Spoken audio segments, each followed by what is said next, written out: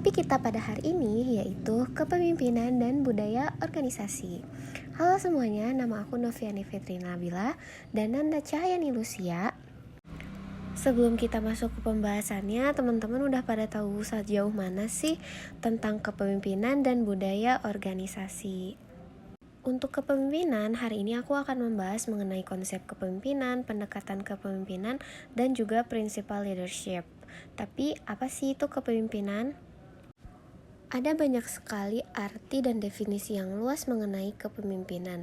Namun, Otteng Sutrisna melukiskan bahwa kepemimpinan secara umum yaitu sebagai suatu proses mempengaruhi atau membujuk orang lain menuju pencapaian sasaran atau tujuan bersama, di mana definisi ini tuh mencakup 3 elemen: kepemimpinan sebagai suatu konsep relasi atau relational concept, kepemimpinan sebagai suatu proses, dan kepemimpinan harus membujuk orang lain untuk mengambil tindakan.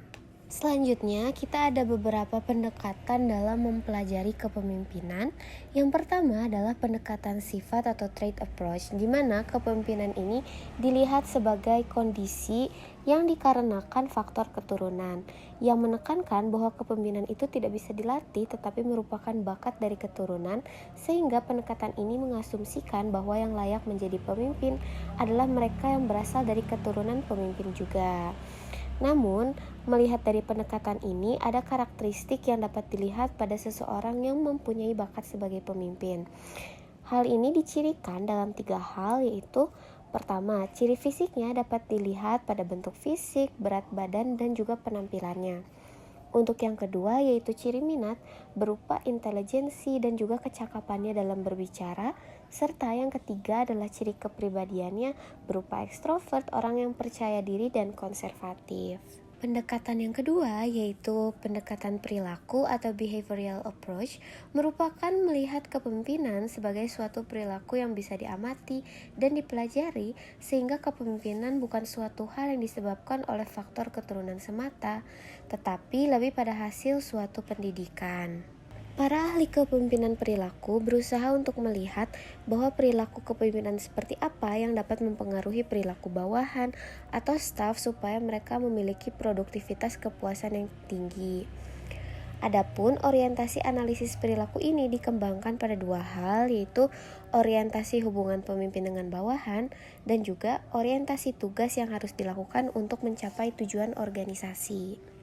Pendekatan yang ketiga yaitu pendekatan situasi atau contingency approach, merupakan pendekatan yang melihat efektivitas seorang pemimpin dalam mempengaruhi bawahannya tidak berdasarkan satu perilaku yang tetap, tetapi lebih pada perilaku yang situasional atau berdasarkan kondisi yang dihadapi oleh organisasi dan juga pemimpin.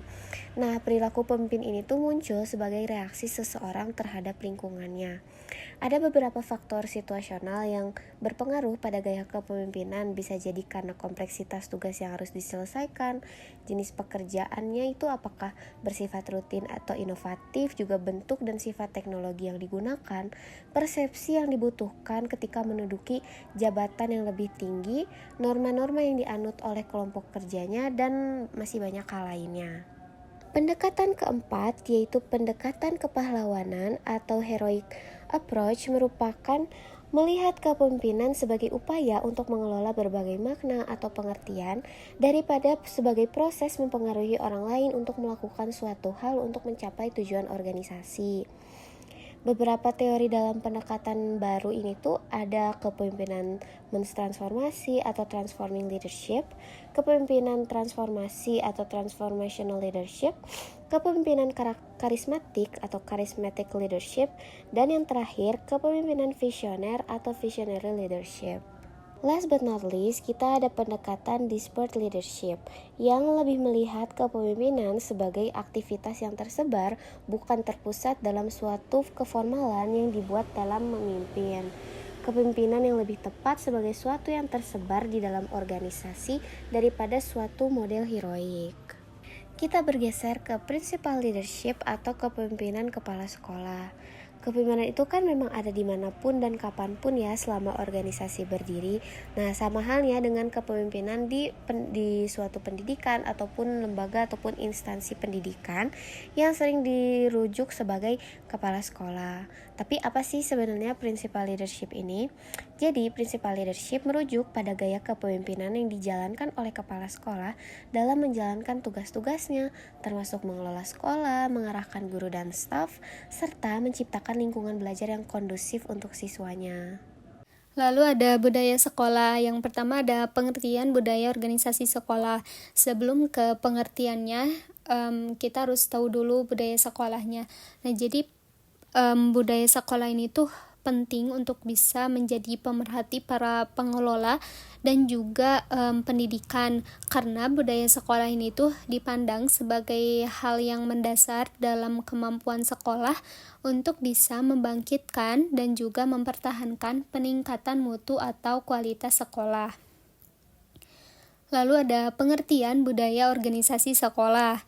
Nah, budaya organisasi ini tuh merupakan nilai dasar organisasi berupa keyakinan, norma-norma, dan cara belajar orang-orang di dalam organisasi yang merupakan perekat dan juga ciri khas organisasi yang bisa membedakan dengan organisasi lainnya. Dalam hal tersebut juga ditularkan kepada setiap personel baru organisasi. Lalu ada unsur-unsur budaya organisasi sekolah. Yang pertama ada nilai, yang kedua ada kepercayaan. Nah, nilai dan juga kepercayaan ini tuh saling berkaitan. Nilai dan kepercayaan ini juga merupakan sebuah perekat yang akan mengikat para anggotanya secara keseluruhan. Nilai dalam organisasi ini juga akan menjelaskan prinsip organisasi mengenai sesuatu. Yang ketiga ada kerja atau aktivitas. Jadi kerja atau aktivitas ini tuh mencakup percobaan sesuatu, pengambilan resiko, penciptaan sesuatu, penemuan sesuatu, dan juga proses berpikir.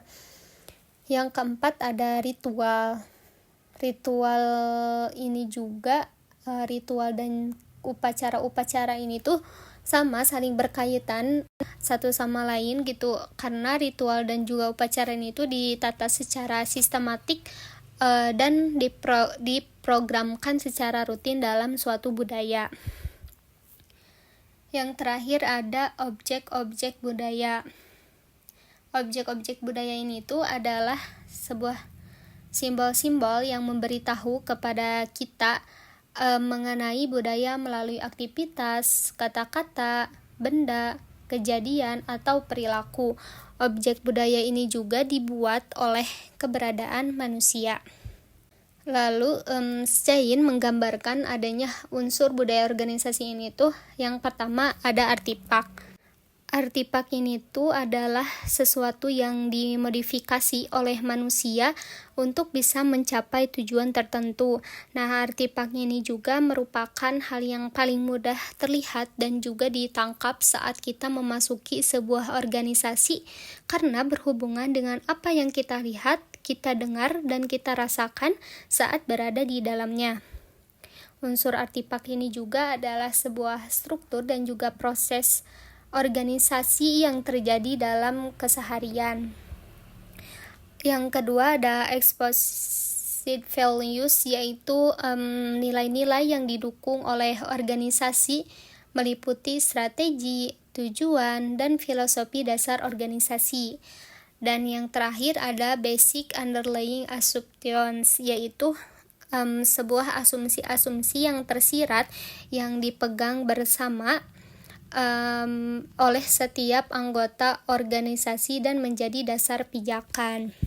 Lalu menurut hasil penelitian yang dilakukan oleh Hobby 2004 mengenai nilai-nilai dan juga keyakinan-keyakinan pada sekolah yang efektif ini tuh menunjukkan bahwa sekolah-sekolah yang paling sukses ini tuh dicirikan oleh budaya sekolah sebagai berikut, yaitu yang pertama, jadi setiap siswa ini tuh memiliki ambisi yang tinggi.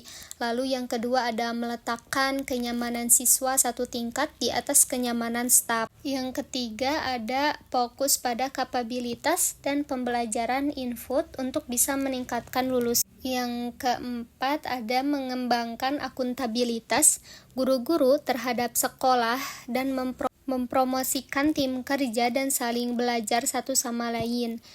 Yang kelima, tidak ada toleransi terhadap kegagalan dan tidak memaafkan gitu terhadap kinerja staf yang rendah. Dan yang terakhir ada memiliki nilai disiplin, reliable, dan juga pelayanan. Lalu ada sebuah pembentukan budaya organisasi. Nah, jadi budaya ini tuh berasal dari sebuah pikiran, asumsi, atau kebiasaan seseorang pemilik organisasi yang kemudian bisa ditularkan kepada anggota organisasi lainnya. Dan lama-kelamaan menjadi perilaku atau kebiasaan bersama. Nah, maka hal tersebut lebih tepat disebut sebagai upaya pembudayaan.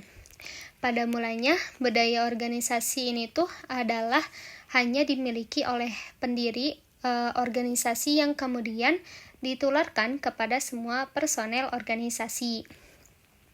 Lalu menurut Robbins 1990 mengemukakan bahwa budaya organisasi ini tuh dapat terbentuk melalui 3 cara, yaitu yang pertama adanya seleksi. Nah, jadi seleksi ini tuh sejak awal sudah ada penekanan bahwa hanya pegawai-pegawai yang memenuhi kriteria nilai dasar atau falsafah norma dan kebiasaan organisasi yang dapat diterima.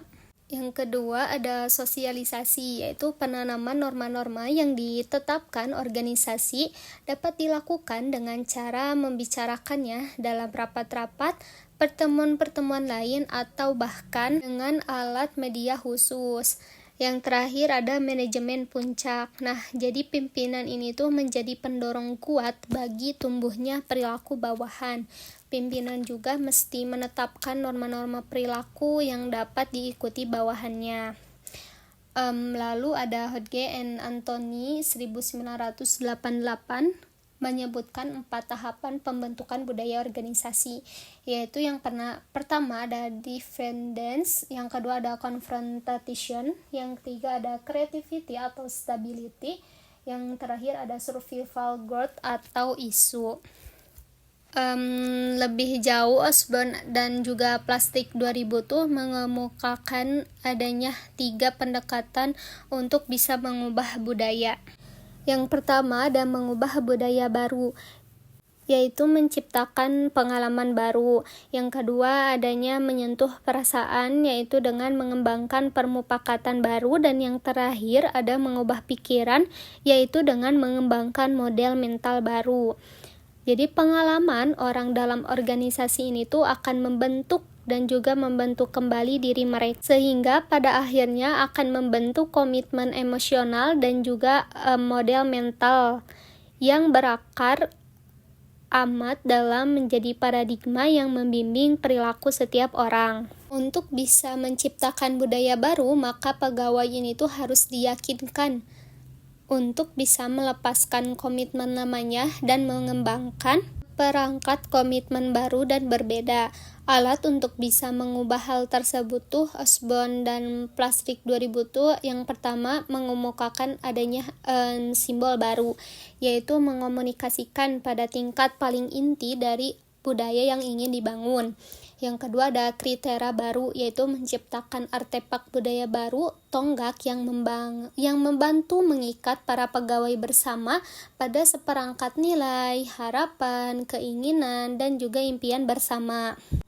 Yang ketiga ada menghargai kegagalan, yaitu memanfaatkan inovasi yang gagal sebagai peluang untuk bisa memperbaiki kinerja dan juga mempromosikan inovasi. Dan yang terakhir, ritual, yaitu peristiwa khusus yang bisa menyatukan dan memperkuat budaya baru diulang-ulang secara teratur. Lalu ada investasi gitu ya. Yang terakhir adalah investasi, yaitu di tempat kerja dengan meningkatkan standar mutu di tempat kerja. Mengubah pikiran membantu pegawai ini tuh membangun pemahaman baru terhadap maksud, peran, fungsi, tujuan, nilai-nilai, dan strategi organisasi. Alat untuk bisa mengubah pikiran. Lalu Osborne dan Plastik juga mengemukakan tentang adanya sebuah organisasi sekolah, yaitu dengan adanya latihan kelompok untuk bisa mengidentifikasi asumsi yang tidak terucap dan tidak disadari yang membentuk sistem, kemudian membahas asumsi-asumsi yang perlu diubah. Yang kedua, ada mengubah pikiran pegawai dengan membantu mereka mempelajari sesuatu yang baru secara bersama. Dan yang terakhir yaitu dengan membangun visi bersama, yaitu memberi gambaran dengan kata-kata kepada para pegawai mengenai masa depan yang ingin diciptakan.